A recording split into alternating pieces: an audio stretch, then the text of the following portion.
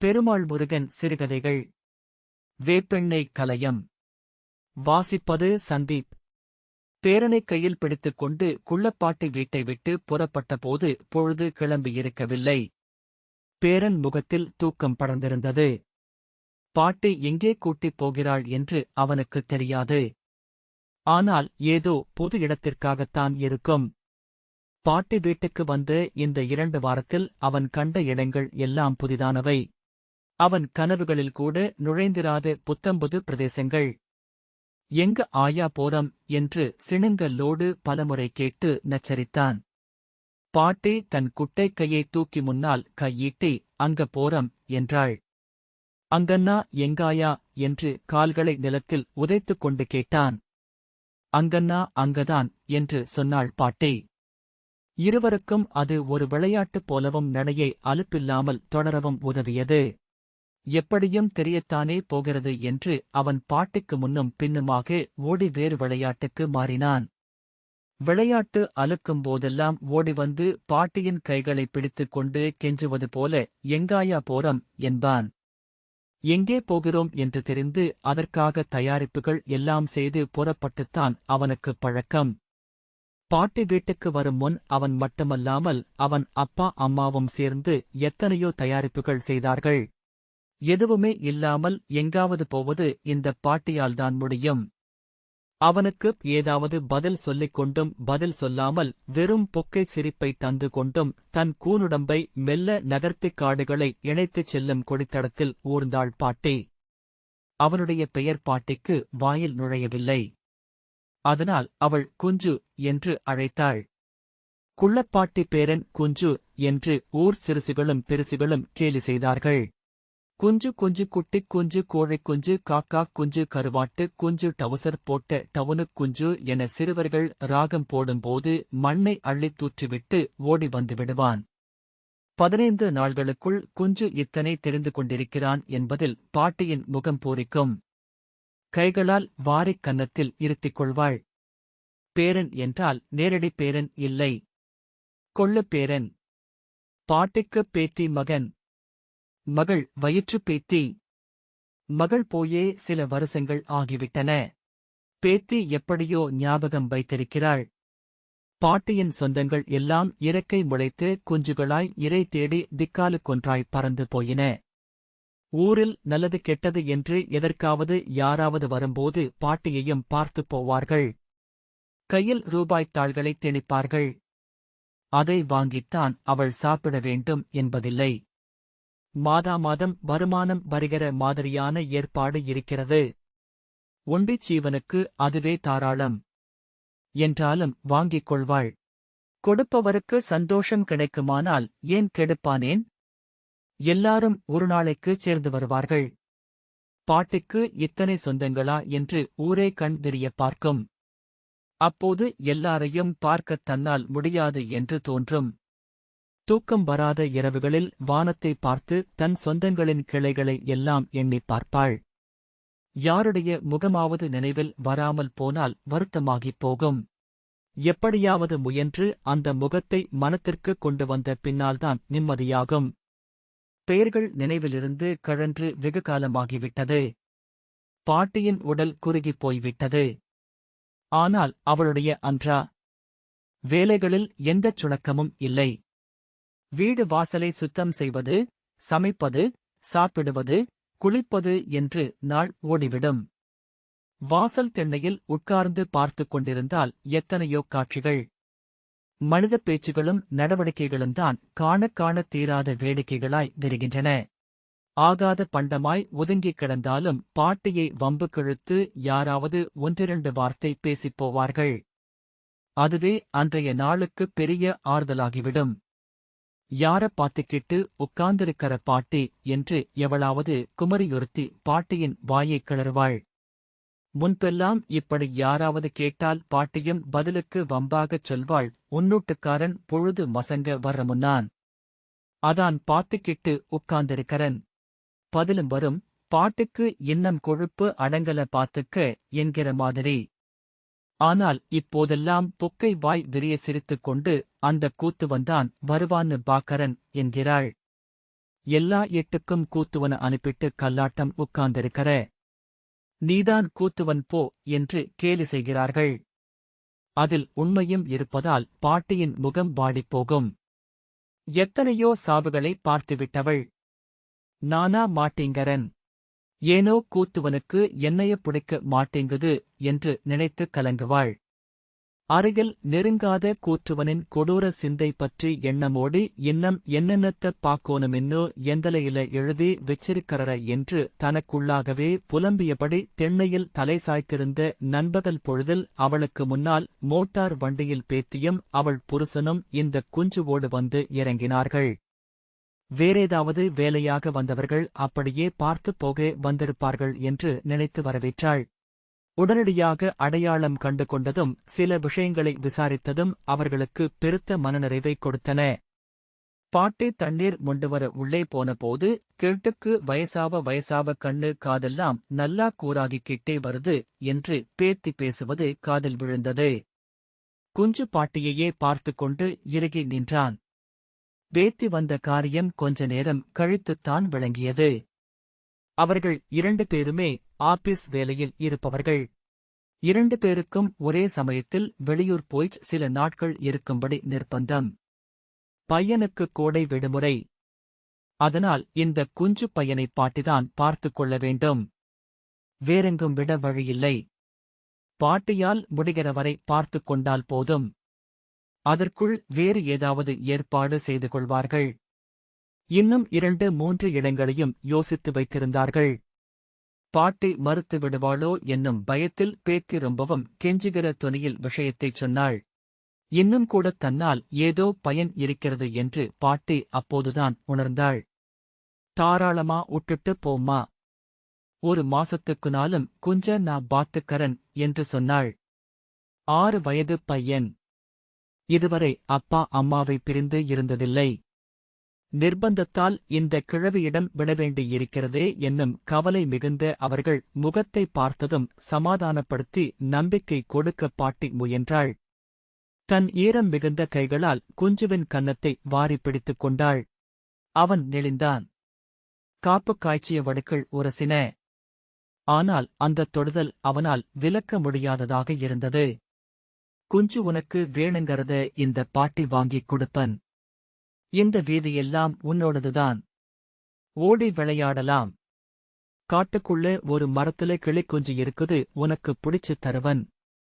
என்ன குஞ்சு என்னோட இருந்து குவியால்? பையனின் முகத்தில் தெளிவும் குழப்பமும் மாறி மாறி தோன்றின. உடலெங்கும் சுருக்கங்களும் இடுங்கிய கண்களும் கூனிய முதுகும் கொண்ட கிழவியை அவன் கார்ட்டூன் படங்களில் கொடூர சூன்யக்காரிகளாகத்தான் பார்த்திருக்கிறான். இந்த கிழவியின் தோற்றம் அப்படியிருந்தாலும் பேச்சில் வழியும் பிரியமும் இதுவரைக்கும் அவனை யாரும் அழைக்காத விதத்தில் குஞ்சு என்று அவள் கூப்பிடுவதும் குழப்பின. வாய்க்குள் அமுங்கிக் கிடக்கும் உதடுகளை வெளிப்பிதுக்கி அவள் பேசுவதும் பையனுக்கு அவ்வளவாக புரியவில்லை. அப்பாவும் அம்மாவும் அவனுக்கு எத்தனையோ சொல்லித்தான் கூட்டி வந்தார்கள். அடம் செய்தால் அழ விட்டுவிட்டு போய்விடுவார்கள். கோடைக்கால சிறப்பு வகுப்பு என்று சொல்லி எங்காவது விடுதியில் விட்டுவிடும் அவர்கள் யோசனையை அவன் முன்பே அழுது வன்மையாக ராகரித்திருந்தான். ரூபாய் நாட்களுக்கான தின்பண்டப் பைகளையும் சாக்கு போன்ற பெரிய பாமை பை ஒன்றையும் கொடுத்துவிட்டு 4-5 பெரிய ரூபாய் தாள்களை பாட்டி கையில் வைத்தார்கள். பேத்தி முகத்தை கலவரமாக நோக்கி, எதுக்கும்மா என்றாள் பாட்டி. பையனை பார்த்துக்கொள்ள கூலியோ என்று விதிர்த்துப் போனாள். பையன் அதையும் இதையும் கேட்பான். வாங்கிக் கொடு. அதுக்குத்தான் அம்மாயி என்று பேத்தி சொல்லவும்தான் மனம் சமாதானப்பட்டது. பையனை பிரிய மனமே இல்லாமல் ஏதாவது சொல்லிக் கொண்டே 2 பேரும் நின்றார்கள். 7-8 குழந்தைகளை பெற்று வளர்த்தவள் பாட்டி. பெற்றுச் சில மாதங்களிலேயே இறந்து போனது ஒன்று. தெருவெல்லாம் ஓடிப் பொழுதை அடித்துக் கொண்டு வெண்ணிறமாய் மாறிவரும் குறும்பிராயத்தில் துள்ளத் துடிக்க ஒன்றை வாரிக் கொடுத்தாள். அந்தக் குழந்தைதான் இப்போதும் கண்களில் வந்து நின்று கொட்டிச் சிரிக்கும். அது வளரவே இல்லை. குழந்தையாகவே இத்தனை வருஷங்களாக சிரித்தாடுகிறது. வளர்ந்து வேலை வெட்டி என்று ஓடிவிட்டவர்களின் குழந்தை தோற்றம் இப்போது நினைவில் இல்லை. தன் மனத்தில் அப்படியே இருக்கும் அந்தக் குழந்தைதான் குஞ்சுவாக வந்திருப்பதாக தோன்றியது. இல்லை என்றால் இத்தனை வருஷம் கழித்து தன்னை தேடி ஒரு குழந்தை வருவானேன்? பாட்டியின் உடலிலும் மனத்திலும் புதுத்தெம்பு கூடியது. 2 வாரமாக பாட்டிக்கு நிற்க நேரமில்லை. குஞ்சுவின் தேவைகளை பார்த்து பார்த்து செய்தாள். 3 வேளையும் அவனுக்கு சூடாக வேண்டும். ஒருவேளை செய்ததையே நாள் முழுதுக்கும் வைத்துக் கொண்டிருந்தவள் இப்போது 3 வேளையும் செய்ய வேண்டியதாயிற்று. அவனை குளிக்க வைக்க பெரும்பாடு பட வேண்டியிருந்தது. தன் கைச்சமையல் அவனுக்கு பிடிக்குமோ என்னவோ என்று பாட்டிக்கு கவலை. அவனும் விரும்பிச் சாப்பிட்டான். மசாலா போட்ட உணவு வகைகளை சாப்பிட்டு பழகியிருந்த அவன் நாக்கு இத்தகைய ருசிகளைக் கண்டதேயில்லை. இத்தனைக்கும் பாட்டி மிளகாயை கிள்ளிப் போட்டு பருப்பை பன்னீராட்டம் கடைவாள். பீர்க்கங்காய், நக்கிரி, சுரைக்காய், கத்திரிக்காய் என்று எல்லாவற்றையும் கடைவாள். காய்களின் ருசி மாறாத அந்தக் குழம்புகளை ஆவலாகச் சாப்பிட்டான் குஞ்சு. சமைக்கும் வேலை எந்நேரமும் இருந்தது. கொஞ்ச நேரம் கால் நீட்டப் படுக்கவோ கண்மூடவோ பகலில் நேரம் கிடைப்பது அரிதாயிற்று. ஆனால் பாட்டி அதை உணரவில்லை. அவனுக்கென்று பால் வாங்கித் தயிர் போட்டாள். கெட்டித் தயிரை வழித்து நக்கிச் சாப்பிட்டான். காலை நேரத்தில் குஞ்சு வெகுநேரம் தூங்கினான். அவனை எழுப்பவே மனம் வராது. 10 மணிக்கு மேலும் அசந்து தூங்குவான். சமைத்து வைத்துவிட்டு அவன் எழுந்திருப்பானா என்று அவனையே பார்த்தபடி உட்கார்ந்திருப்பாள். தூங்குகிற பையனை இப்படி பார்த்துக் கொண்டிருந்தால் தன் கண்ணே பட்டுவிடும். சாயங்காலம் அவனுக்கு சுத்திப் போட வேண்டும் என்று நினைப்பாள். வெறும் வயிற்றோடு தூங்குகிறானே என்று மனமே இல்லாமல் எழுப்புவாள். அவசரமாக எழுப்பி வேகமாக புறப்பட வைத்து பள்ளிப் பேருந்தில் திணித்து ஓட வேண்டிய தேவையில்லாததாலும் பாட்டி தன்னை திட்டி ஒரு வார்த்தையும் சொல்லாததாலும் அவனுக்கு அந்த பட்டிக்காடு ரொம்பவும் பிடித்திருந்தது. பாட்டி செய்து வைத்திருக்கும் உணவை தின்றுவிட்டு ஓடிவிடுவான். தெருவில் ஏற்கனவே பலவிதமான விளையாட்டுகள் களை கட்டியிருக்கும். அதில் ஏதாவது ஒன்றுக்குள் அவனும் நுழைந்து விடுவான். அப்புறம் மறுபடியும் சாப்பிடப் பாட்டி வந்து கூப்பிடும்போதுதான் அவனுக்கு நினைவே வரும். அவன் விளையாடும் இடத்திலேயே பாட்டி சுற்றிச் சுற்றி இன்று கூப்பிடுவாள். ராசா, குஞ்சு, கண்ணு, பொன்னு என்று எத்தனையோ நீய வார்த்தைகளால் அவனை அழைப்பாள். ஆனால் காதிலேயே ஈங்கிக் கொண்ட மாதிரி தெரியாது. உடனே விளையாட்டில் இருக்கும் பையன்களிடம் கெஞ்சுவாள். அவர்களை இப்படி சாப்பிடச் ஓசாலி அழைக்க யாரும் வருவதில்லை. அந்த ஏக்கம் கேலி சிரிப்பாயிற்ற அவனை அனுப்பி வைப்பார்கள். சாப்பிட்ட உடனே வந்து விடுவேன் என்று அவர்களுக்கு உறுதி கொடுத்துவிட்டு ஓடி வருவான். வீட்டுக்கு வந்து சேர்வதற்குள் அவன் சாப்பிட்டு முடித்திருப்பான். மீண்டும் விளையாட்டை நோக்கி ஓட்டம்தான். மாலையிலும் விளையாட்டு. பேத்தி டீ கொடுத்து போன பொம்மைப்பை பிரிபடாமல் அப்படியே கிடந்தது. முன்னிரவில் வீட்டு வாசலில் கட்டிலை போட்டு படுத்துக் கொள்வார்கள். அவன் கதை சொல்லச் சொல்வான். பாட்டிக்கு கதைகள் எல்லாம் மறந்து போயிருந்தன. சொல்லி பல வருஷங்கள் ஆனதால் இப்போது நினைவுக்கு கொண்டுவர முயன்று பார்த்தாள். அப்புறம் தனிக்கதை எதற்கு என்று தன் வாழ்க்கைக் கதையையே சொல்ல ஆரம்பித்தாள். அது குஞ்சுவுக்கு மிகவும் பிடித்திருந்தது. அவனுக்காக பல சம்பவங்களை நினைவிலிருந்து மீட்டு அவற்றை உருக்கத்தோடும் ஏக்கத்தோடும் சொல்லிக் கொண்டிருந்தாள். அவளுக்குள் இறுகிக் கிடந்த எல்லாம் இளகிப்பாகக் குழம்பாய் வெளியேறிக் கொண்டிருந்தன. எந்தச் சந்தேகம் கேட்டாலும் பாட்டி திட்டாமல் அவளுக்குத் தெரிந்த பதிலைச் சொன்னாள். அதனால் குஞ்சு நிறைய கேள்வி கேட்டான். பாட்டிக்கு இப்போது கூத்துவன் மறந்து போனான்.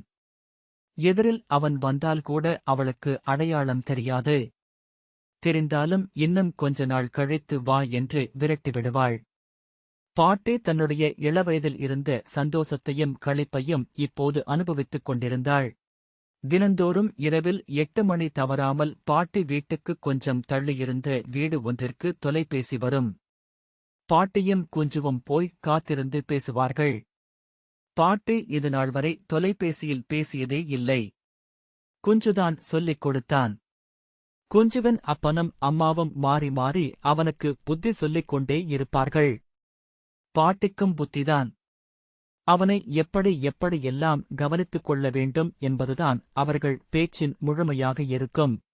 அவர்கள் என்ன சொன்னாலும் அவன் சரி என்றுதான் சொல்லிக் கொண்டே இருப்பான். அவனை பார்த்து பாட்டியும் அப்படிச் சொல்லக் கற்றுக்கொண்டாள்.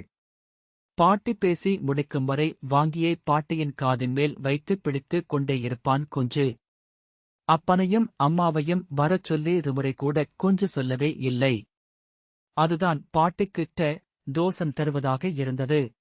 பேரன் வந்தொடன பாட்டிய கையில டிக்க முடியல என்று சொல்லி மற்றவர்கள் சிரித்து கேலி செய்வதையும் தடையீட்டி சந்தோஷமாகவே எடுத்துக்கொண்டாள். குஞ்சுவின் உலகம் தெருவோடு நின்றுவிடவில்லை. பையன்களோடு சேர்ந்து கொண்டு அவன் காடுகளுக்குள் திரியவை போனான். சில பையன்கள் பனைகளில் ஏறி நுங்கு வெட்டிக் கொடுத்தார்கள். விரல் விட்டு நோண்டி அப்படியே வாயரையில் வைத்து நுங்கை உறிஞ்சத் தெரிந்து கொண்டான். முட்டை மரங்களில் கிளிக்குஞ்சை தேடித் திரிந்தார்கள். கடும் கானல். ஆனால் குஞ்சு மற்ற பையன்களோடு சேர்ந்து திரிவதை நிறுத்தவில்லை. பாட்டிக்கு காடுகளுக்குள் போய் தேடி அவனைக் கண்டுபிடிக்க முடியவில்லை.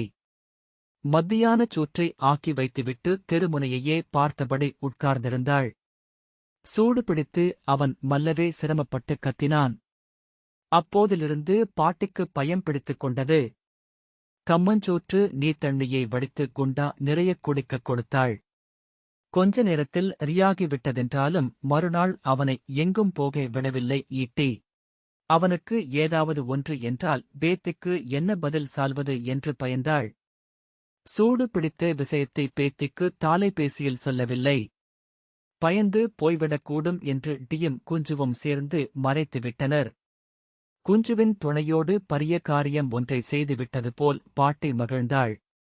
மறைப்பில் இருக்கும் இன்பம் அவளுக்கு இந்த வயதிலும் விளங்கியது. ஓட் ஒரு நாள் முழுக்க வீட்டருகிலேயே விளையாடிக் கொண்டிருந்தான். தன்னந்தனியாக விளையாடுவது அவனுக்கு பழக்கம்தான். எனினும் பாட்டி வீட்டுக்கு வந்ததிலிருந்து அது விட்டுப் போயிருந்தது. தெருவையே ஏக்கத்தோடு பார்த்தபடி விளையாடினான். வழக்கத்திற்கு மாறாக மத்தியானத்தில் நல்ல தூக்கம் போட்டான். பையன்கள் சில பேர் வந்து குஞ்சு விளையாட வரலியா என்று கேட்டுப் போனார்கள். அடுத்த நாள் அவனால் வீட்டோடு இருக்க முடியவில்லை. ரொம்ப தூரம் போக மாட்டேன் என்று உறுதி கொடுத்துவிட்டு தெருவுக்குப் போனான். பாட்டியால் கராராக மறுத்துச் சொல்ல முடியவில்லை. அவன் கொஞ்ச நேரத்தில் வழக்கம் போல மாறிவிட்டான். ஆனால் காட்டுப் பக்கம் போகவில்லை. அவன் விளையாடும் இடத்திற்கு போய் சாப்பிடக் கூட்டி வந்தாள். ஓரிரு நாட்கள் இப்படி கழிந்தது. அடுத்தொரு நாள் யாரும் எதிர்பாராத வகையில் அவன் மற்ற பையன்களோடு சேர்ந்து கிணற்றுக்குப் போய்விட்டான். வெயில் காலத்து கிணறு வாய் திறந்து எல்லாரையும் வாவாவென்று கூப்பிட்டுக் கொண்டிருக்கும். பையன்கள் கிணற்றின் பல பக்கங்களிலிருந்தும் மாறி மாறிக் குதித்துக் கொண்டிருப்பார்கள். நீச்சல் பழகியவர்களின் ஆரவாரத்துக்கிடையே புதிதாக பழகுபவர்களின் அழுகை குரல்களும், ஓரளவு பழகியவர்கள் சுரை புருடையையோ முருங்கைக் கட்டையையோ முதுகில் கட்டிக்கொண்டு முழுக்கிணற்றையும் வட்டமடிக்கும் சந்தோஷக் கூச்சலும் இடைவிடாது கேட்டுக் கொண்டிருக்கும். குஞ்சு கிணற்று மேட்டின் ஒரு ஓரத்தில் உட்கார்ந்து உள்ளேயே பார்த்துக் கொண்டிருந்தான்.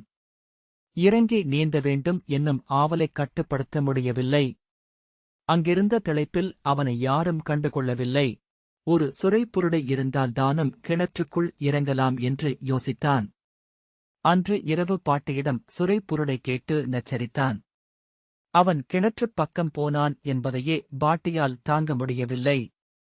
வெயில் கால கிணறு சந்தோஷத்தை வெளிப்படுத்தும். குரூரத்தை தனக்குள் மறைத்து வைத்திருக்கும். சந்தர்ப்பம் பார்த்து குரூரம் வெளிப்பட அது எக்காலமிடும். 2-3 வருஷத்திற்கு ஒருமுறை சின்னப் பையன்கள் யாரையாவது காவு வாங்கிவிடும். எல்லாரும் சந்தோஷமாக நீந்திக் கொண்டிருக்கும் போது நீச்சல் தெரியாத யாரையாவது மெல்ல உள்ளிழுத்துக் கொள்ளும். பாட்டியின் ஆயுளில் அவள் எத்தனையோ முறை இத்தகைய சாவுகளை பார்த்துவிட்டாள். அப்போதெல்லாம் சேவேரி முத்துன கட்ட கிடக்கரன். என்னைய உட்டுட்டுச் சின்ன குழந்தை கிள்ளிப் போட்டுட்டையே அப்பா என்று கூத்துவனைப் பார்த்து புலம்புவாள். குஞ்சு அந்தப் பக்கம் போகிறான் என்பதை அவளால் சிரித்துக் கொள்ள முடியவில்லை. கிணற்றின் இயல்பு அவளுக்குத் தெரியும். அது ஆசை காட்டிக்கொண்டே இருக்கும். ஒருமுறை அந்தப் பக்கம் போனவர்களை மீண்டும் மீண்டும் வரச் சொல்லி மாயக்கரம் நீட்டி மயக்கும் குரல் கொண்டு அழைப்பு விடுத்தபடியே இருக்கும். அதை மீறுவது யாருக்கும் கடினம்தான். யாராவது பொறுப்பான பெரிய பையனை பார்த்துச் சொல்லிக் குஞ்சுவுக்கு நீச்சல் பழக்கிவிடலாம். பாட்டியும் போய் கிணற்று மேட்டின் மேல் காவலுக்கு உட்கார்ந்து கொள்ளலாம். கண்களை இடுக்கியடி அவனையே பார்த்துக் கொண்டிருக்கலாம்.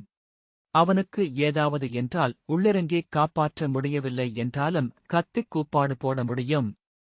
கல்யாணம் ஆகி குழந்தை எல்லாம் பிறந்த பின்னும் பாட்டி கிணற்றுக்குள் குதித்து நீச்சல் போட்டிருக்கிறாள். ஆனால் இப்போது அந்த வலுவில்லை. உடல் தசைகள் இளகாமல் அங்கங்கே இறுகிப் பிடித்துக் கொண்டிருக்கின்றன. கை விரல்கள் கூட சில சமயம் நீட்டினால் மடக்க முடிவதில்லை. மடக்கினால் நீட்ட முடிவதில்லை. நீச்சலுக்கு வலுவில்லை என்றாலும் குரல் இப்போதும் கூர்மையோடும் வலுவோடும் இருக்கிறது. குஞ்சுவுக்கு ஒன்றும் ஆகாமல் இருக்க குரல் பாதுகாப்பு போதும். ஆனால் பேத்தியை நினைத்துப் வியந்தாள். அம்மாயி என்று வாய் நிறைய அழைப்பவள் பையன் நற்றுக்குப் போனான் என்று தெரிந்தால் எப்படி ஆவாளோ? அதுவும் நற்றடை கட்டி நீச்சல் அடித்தான் என்றால் சந்தோஷப்படுவாளா? நற்று பக்கம் போகக்கூடாது என்று குஞ்சுவுக்கு எவ்வளவோ சான்னாள். கிணற்றுப் பக்கம் போகாத பையன் களோடு விளையாட வண்டும் என்று கெஞ்சினாள். ஆனால் பொழுது நெற்றிக்கட்டுக்கு நேராக வந்துவிட்டால் போதும் எல்லாப் பையன்களும் கிணற்றில்தான் இருந்தார்கள். கிணறும் நிறைந்திருந்தது. கிணற்று மேடும் நிறைந்திருந்தது. குஞ்சு என்ன செய்வான்? அவனை இனி கட்டுப்படுத்த முடியாது என்பது தெரிந்ததும்தான் பாட்டி இந்த முடிவுக்கு வந்தாள். பாட்டியின் தேவை முடிந்துவிட்டது எனத் தோன்றியது. குஞ்சை உரிய இடத்தில் சேர்க்கும் நேரம் வந்துவிட்டது. ஏதோ இந்த வயதில் இப்படி கொஞ்ச நாள் பயன்படும்படி விதித்த சாமிக்குக் கைமாறாக என்ன செய்வது என்று தெரியவில்லை. வேப்பெண்ணெய் கலயமும் ஒரு வேலைக்கு ஆகும் என்று செலவாந்தரம் சொன்னது பொய்யாகுமா? பேத்தி சொல்லியிருந்தது போல குஞ்சுவை மெல்ல அழைத்துக் கொண்டு போய் நகரத்துக்கு முன்னாலேயே இருக்கும் இன்னொரு பேத்தி வீட்டில் விட்டுவிட்டால் போதும். அவர்கள் குஞ்சுவை அவன் அப்பா அம்மாவிடம் பொறுப்பாகச் சேர்த்து விடுவார்கள். கிழக்கே மலையின் பக்கவாட்டில் இருந்து பொழுது சிவப்பு பந்தாய் எழும்புவதை குஞ்சு ஆர்வமாகப் பார்த்தான். உடலை லேசாகக் கூனியபடி பாட்டி மெல்ல நடந்தாள். அவள் வெகுதூரம் நடந்து பல நாட்களாகிவிட்டன. வீட்டை விட்டு வெளியே போவது 2 குடம் தண்ணீருக்காகவும் வாசல் தெளிக்கச் சாணம் எடுத்து வரவும் தான். உள்ளூரிலேயே நடக்கும் விஷயங்களுக்குக் கூடப் போவதில்லை. வீட்டில் என்றால் கால் நீட்டி உட்காரலாம். கொஞ்ச நேரம் படுக்கலாம். போகிற இடத்தில் எப்படி இருக்குமோ? விசேஷ பலகாரங்களை யாராவது வீடு தேடிக் கொண்டு வந்து கொடுத்தால் பாட்டி மறுப்பதில்லை. சிவப்பு பந்து மெல்ல நிறம் மாற மாற குஞ்சுவுக்கு குதூகலம் பீரிட்டது. அறுவடை முடிந்த மேட்டாங்காடுகள் பறந்து கிடந்தன. யாரோ கழற்றி வீசி எரிந்திருந்த கிழிந்த நீளக்கோவணத் துணியென கிடந்த ஒற்றையடித் தடத்தை விட்டு விலகி அவன் குதித்துக் கொண்டோடினான். விடிகாலை பனி எங்கும் லேசான ஈரத்தை பரப்பியிருந்தது. குஞ்சு குஞ்சு என்று பாட்டி கத்த கத்த அவன் காட்டுக்குள் சுழன்றோடினான். துவரங்கட்டைகளோ கொட்டக்கட்டைகளோ காலில் ஏறிவிடும் என்று பாட்டி பயந்தாள். ஆனால் குஞ்சுவின் உற்சாகத்தை கட்டுப்படுத்த முடியவில்லை. காட்டுக்குள் இறங்கியிருந்த மைனா கூட்டம் ஒன்று கத்தியபடி மேலெழும்பி பறந்தது. அற்புதமான கோலம் ஒன்று வானில் விரிவதை அவன் கண்டான். அந்தக் கோலம் கணந்தோறும் மாறிக்கொண்டே இருக்கும் விந்தையை அண்ணாந்து பார்த்தபடி நின்றான். பாட்டியும் அண்ணாந்து பார்த்தாள். கரும்புள்ளிகள் இணைந்து நகர்வதாய்த் தெரிந்தது. எதைப் பார்த்தாலும் குஞ்சுக்கு அதிசயம்தான் என்று வாய்விட்டுச் சொல்லிக் கொண்டாள். அவளுக்கு சின்னஞ்சிறு பிள்ளையாய் அந்தக் காடுமேடுகளில்தான் திரிந்த காலங்கள் நினைவில் வந்தன. முகம் காலை மலராய் பொலிந்தது. குஞ்சுவின் இருப்பு பாட்டியின் இத்தனை கால ஆயுளுக்கு மாபெரும் அர்த்தத்தைக் கொடுப்பது போலிருந்தது. இன்னும் சில நாள் குஞ்சு இங்கேயே இருக்கலாம். அடுத்தடுத்த விடுமுறைகளுக்கு அவன் இங்கே வந்து தங்கிப் போகலாம். அவனை விடுவார்களா? ஒவ்வொரு விடுமுறையின் போதும் அவர்களுக்கு ஏதாவது வேலை வரவேண்டுமே. குஞ்சு இங்கிருந்தே பள்ளிக்குப் போனால் என்ன? அவனைக் கூட இருந்து கவனித்துக் கொள்ளும் வலு பாட்டிக்கு இருக்கத்தான் செய்கிறது. அந்தப் புலர்பொழுது அவளுக்குள் ஏராளமான எண்ணங்களை கிளறிவிட்டன. சமீப காலத்தில் பாட்டி இத்தனை யோசித்திருக்கவில்லை. ஏன் இவன் வந்திருக்க வேண்டும்? இப்படி சீக்கிரத்தில் போக வேண்டும். அவன் போகக் கேட்கவில்லை. அவர்களும் வந்து அழைக்கவில்லை. ஆனாலும் அவனை வைத்திருக்க பயமாக இருக்கிறது. இன்னொரு பேத்தி வீட்டில் அவனை ஒப்படைத்து திரும்பிவிட்டால் பொறுப்பு முடிந்தது. ஒற்றையடிப் பாதை வேலியடிக்குப் போய் அதை ஒட்டி நீளப் போகும் மற்றொரு ஒற்றையடிப் பாதையில் முடிந்தது. பாட்டிக்கு மூச்சிரைத்தது. வெயிலேறிவிட்டால் நடப்பது இன்னும் சிரமமாகிவிடும். கல்லொன்றில் உட்கார்ந்தாள். குஞ்சு காட்டுக்குள் இருந்து ஓடி வந்தான். இது என்ன ஆயா என்று கண்களை விரித்துக் கேட்டான். அவனுடைய இத்தனை நாள் இருப்பில் காட்டு வேலியே அவனுக்குக் காட்டியிருக்கவில்லை. வேவலி குஞ்சு என்றாள். இது எங்கிருந்து வருது என்றான் குஞ்சு. அதுதானே இது எங்கிருந்து வருகிறது? பாட்டி இத்தனை காலத்தில் யோசித்ததில்லை. கிழுவை, நொச்சி, வேம்பு, மின்ன மரங்கள் என்று எத்தனையோ மரங்களும் கொடிகள் ஏறிய அடம்பும் கொண்ட இந்த வேலி எங்கே தொடங்குகிறது? பாட்டி யோசித்தாள். அவளுக்கு வேலி போகும் பல காடுகள் நினைவுக்கு வந்தன. அவற்றைத் தாண்டியும் வேலி போய்க் கொண்டிருந்தது. அடுத்த ஊர், அதற்கடுத்த ஊர், அதற்கும் அடுத்தது என்று அவளுக்கு தெரிந்த தூரம் வரைக்கும் வேலி போனபடியே இருந்தது. எங்கே தொடங்குகிறது என்று சொல்ல முடியவில்லை. அங்கிருந்து வருது என்று குருட்டாம்போக்கில் கை காட்டினாள். எங்கிருந்து? ஊரத் தாண்டி அதுக்கப்புறம் எங்கிருந்து? அடுத்த ஊரு அப்புறம் பாட்டி பதில் சொல்லி ஓய்ந்து போனாள். ஒரு நாளைக்கு நாம 2 பேரும் நடந்து போய் கண்டுபிடிக்கலாம், வானத்தைத் தாண்டிப் போவோமா என்றதும் வாடா என் ராசு என்று அவனை அருகிழுத்து மடியமர்த்தி முத்தமிட்டாள். பற்களற்ற வாய்க்குள்ளிருந்து பிதுங்கி வந்த உதடுகள் மெத்தன கன்னத்தில் பதிந்தன. அவளிடமிருந்து விடுவித்துக் கொண்டு இப்ப எங்க போறோம்? சொல்லு என்றான். உங்க பெரியம்மா வீட்டுக்குப் போறோம் என்று ஆனந்தமான முகபாவனையோடு சொன்னாள் பாட்டி.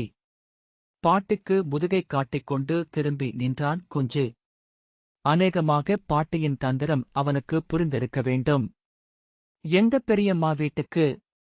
என்றான். அந்த பேத்தியின் பெயர் பாட்டிக்கு மறந்துவிட்டது. அந்த ஊர் பெயரைச் சொன்னாள். குஞ்சுவை பாட்டியிடம் ஒப்படைக்கும்போது அவன் அம்மா சொன்னது அவனுக்குள் பதிந்திருந்தது. உன்னால முடியலேன்னா பக்கத்தூர்ல இருக்கறாளே எங்க பெரியம்மா பொண்ணு. அதான் உம்மவ ஆராயோட பேத்தி நெனப்பிருக்குதா அம்மாயி? அவங்க வீட்டுல கொண்டாந்து ஊற்று. அங்க டிவி இருக்குது. பாத்துக்கிட்டு கிடப்பான். 1-2 நாள்ல நான் ஏதாச்சும் ஏற்பாடு பண்ணிக்கறேன்னு அம்மா சொன்ன அந்த வீட்டுக்குத்தான் பாட்டி கூட்டிப் போகிறாள் என்பது முடிவாகிவிட்டது. குஞ்சுவை அங்கே விட்டுவிட்டு பாட்டி திரும்பிவிடுவாள். இனி இந்த ஊர் அவ்வளவுதான். திடுமென நான் வரல என்று கத்திக்கொண்டே வேலிக்குள் ஓடினான் குஞ்சு. தடுமாறிப் பாட்டி எழுவதற்குள் வேலியின் தொக்கடவுக்குள் புகுந்துவிட்டான் குஞ்சு. குஞ்சு குஞ்சு என்று பதறி விழித்தாள் பாட்டி. வேலியில் பாம்புகள் நடமாடும். உடக்கான்களும் பல்லி, அரணைகளும் சாதாரணமாக உலவும். பெருக்கானுக்கும் எலிக்கும் வேலியைப் போல வசிப்பிடம் வாய்ப்பதில்லை. அடர்ப்புதற் கொண்ட வேலிப் பகுதியில் முயல்கள் காது விரைத்து நிற்கும். கொஞ்சம் ஏமாந்தால் வேலிமுட்கள் துணிகளை மட்டுமல்ல உடம்புச் சதையையும் பதம் பார்க்கும். வேலிகளில் சில கொடிகள் உண்டு. அவை உடம்பைச் சுற்றி முறுக்கிக் கொண்டால் விடுபடுவது கடினம். பாட்டிக்கு அந்த வேலி சின்னஞ்சிறு வயது முதலே பழக்கமானதுதான். வீட்டிலிருந்து வெகுதூரம் நடந்த களைப்பால் பாட்டி சோர்ந்து போயிருந்தாள். கண் மசமசத்தது. குஞ்சு வேலிக்குள் மறைந்துவிட்டான். கண்ணு குஞ்சு ராசு என்று பலவிதமாக அழைத்துப் பார்த்தாள். பாட்டி என்று அவன் குரல் வேலித் தொக்கடவு ஒன்றின் பக்கமிருந்து சிரிப்போடு வந்தது. மங்கலாக அவன் முகம் தெரிந்தது. வா குஞ்சு என்று அவள் அழைக்க அழைக்க அவன் சிரித்தபடியே தொக்கடவுகளுக்குள் புகுந்து புகுந்து ஓடிக்கொண்டே இருந்தான். அவன் முகம் எல்லாத் தொக்கடவுகளிலும் தெரிந்தது. இனி அவனை ஒன்றும் செய்ய முடியாது. என்னையும் கூட்டிக்கிட்டு போ குஞ்சு. இந்த வேலி எங்க தொடங்குதுன்னு நானும் பாக்கறன் என்று கூவிக்கொண்டே உடலை நகர்த்தியபடி வேலியை ஒட்டிச் செல்லும் கொடித்தடத்தில் ஓடுவது போல நடந்தாள் பாட்டி. குஞ்சுவின் சிரிப்பொலி வழி நடத்தியது. காலச்சுவடு ஆகஸ்ட் 2009. இந்த வாசிப்பை கேட்டதற்கு நன்றி.